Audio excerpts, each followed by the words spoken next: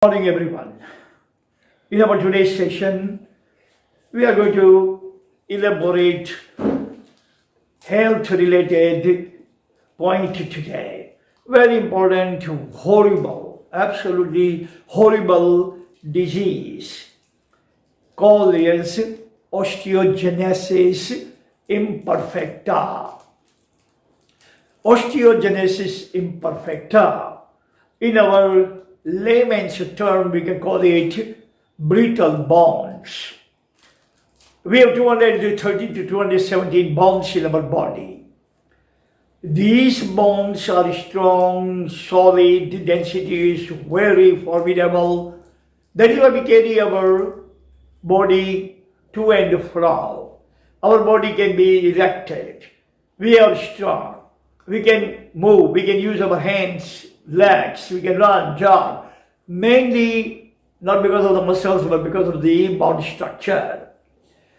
In osteogenesis imperfecta, bone becomes so fragile, so brittle, that with little push, little thrust, or little jerk, bone can break. Person must not fall. And God forbid if he falls, he can have not only one or two bones broken, but 10 bones will break at the same time. 10 bones will break. Because the bones are so brittle, so fragile. All of us understand that bone density comes from the calcium. True, but not 100% true.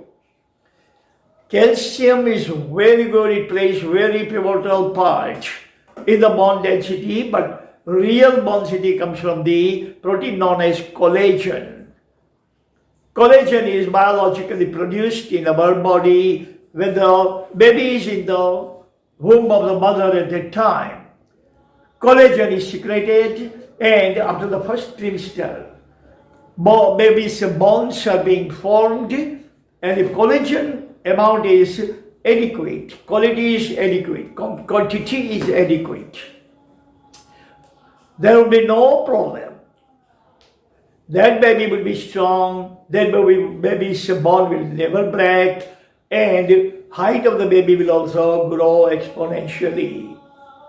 But at that age, if baby did not get ample amount of collagen in the womb, that baby would probably suffer from, God forbid, osteogenesis imperfecta. It's a genetic disease. There is no cure, only treatment, palliative treatment. Only palliative theories and therapies are available, no curative. I have prepared 5 points for us, and we are going to elaborate one at a time. For all of us, it's very, very, very important.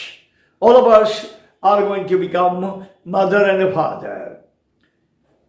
According to Dr. Sigmund Freud, father in his book, Father and Child Care, he says the child care does not begin when the child is born or after child is born, but it begins at conception.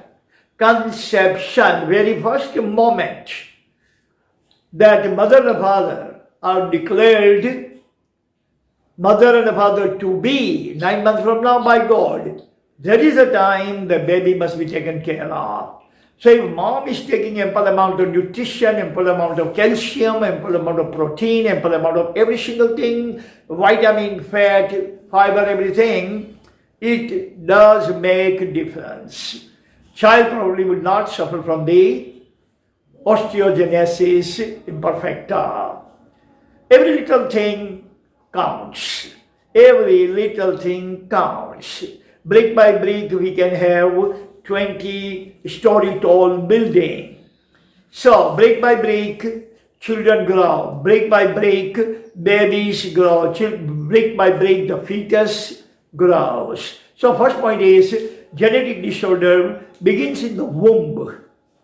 It begins in the womb of the mother. That is why sonography and this kind of prepartum treatment and prepartum cares and prepartum diagnosis are always beneficial to the womb. When the baby is a fetus at the time, doctors can detect if there's any kind of congenital anomaly. Any kind of congenital anomaly can be detected when the fetus is still a month old, trimester, second trimester, third trimester. So, in the womb, onset of brittle bone disease or osteogenesis imperfecta begins. That is its onset. So mother and father both should be very, very careful about every single thing comprehensively. Second point is, bone can fracture with slight jerks.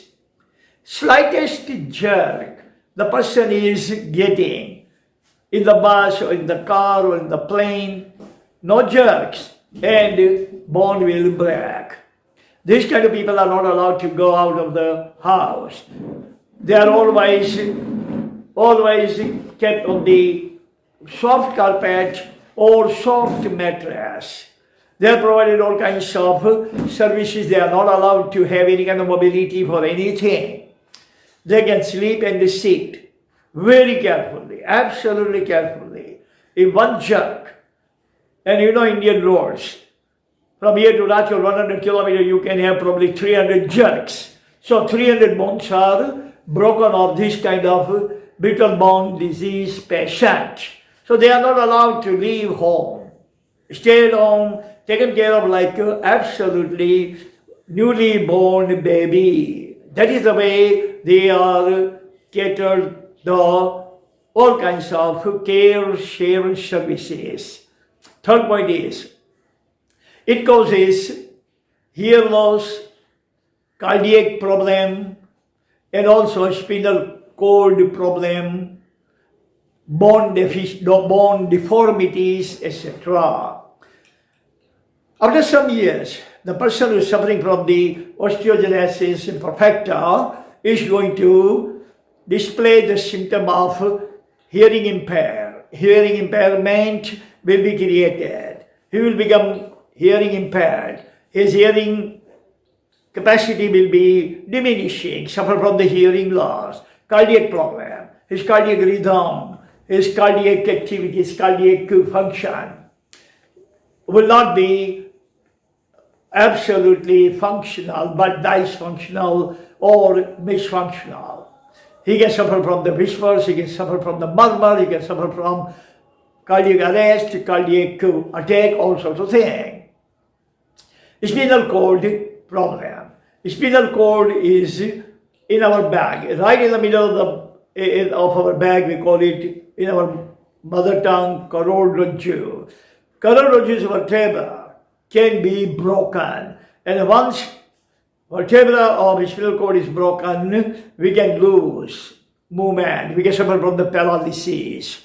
So that is also included in that. Fourth is bone deformity. Our bones are not going to be formed in a proper way, but they will be crooked bone, crooked, lollipop type of bone. They will not be attractive bone, they will not be the bone of a healthy person. By looking at the bone deformity, you can find out that the person is suffering from some kind of bone-related malady, and that malady is brittle bone malady. Fourth point is type A collagen. The collagen which actually gives the density to our bone from the state of womb to the nonagenarian, octogenarian, centurion life. This collagen which produces bone density is deficient. It's not ample amount, is secreted in our body. And because of that, we suffer from osteogenesis imperfecta. Fifth is, there are 4 types of collagen deficiencies. 4 types, not 1 type. First type is no collagen, and the person is going to born with that disease, probably will not survive, and if no collagen, then even fetus when it turns into human body shaped. At that time in the womb, the baby is going to break some bones. So such babies are born, they don't have life at all. Second is inadequate collagen. Collagen is not in ample amount, sufficient amount, and because of that, bone density which needs ample amount of collagen doesn't get sufficient amount of collagen. Third is very poor quality of collagen. Quality of collagen is there, but it's not ample, it is not good quality, it is not quality worth giving density to our bone.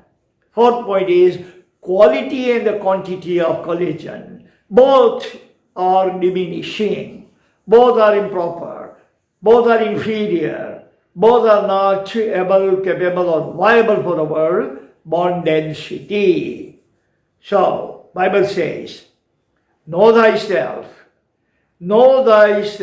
what your body needs and what your body doesn't need. If you are too slim, too weak, that means your body needs nutrition.